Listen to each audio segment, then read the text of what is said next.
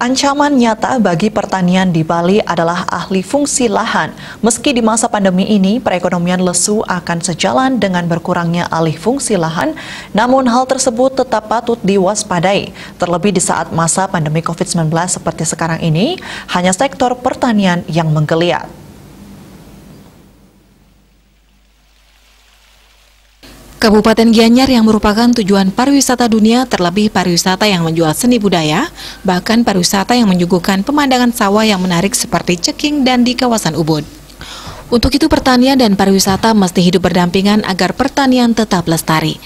Kadis Pertanian Kabupaten Gianyar Imaderake mengatakan, untuk mengantisipasi alih fungsi lahan di Kabupaten Gianyar, telah diterbitkan Perda Lahan Pertanian Pangan Berkelanjutan atau LP2B tahun 2020. Meski belum diimplementasikan karena terkendala pandemi, diharapkan dapat meminimalisasi alih fungsi lahan. Kebetulan di Gianyar sudah ada Perda LP2B tahun 2020.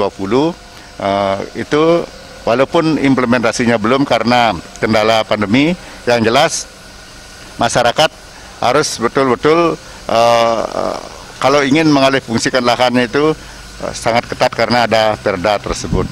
Di era pandemi ini terus terang kami cek ke lapangan, ternyata alih fungsi lahan itu tidak ada. Nah, mungkin karena para investor Gianyar yang jadi incaran karena situasi seperti ini, ya mungkin menunda kegiatan pengalih fungsian lahan daripada investor.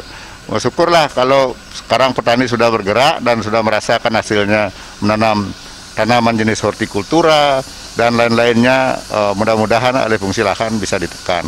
Ia bersyukur di masa pandemi petani telah bergerak kembali terjun ke sektor pertanian. Dipaparkan kondisi pertanian di Kabupaten Gianyar eksistensi masih terjaga. Terlebih untuk peningkatan produksi pertanian dilakukan dengan sistem tanam jajar legowo, sebab hal tersebut setelah dilakukan ubinan hasilnya lebih besar dari pertanian konvensional. Selain itu dilakukan dengan sistem penanaman padi hibrida.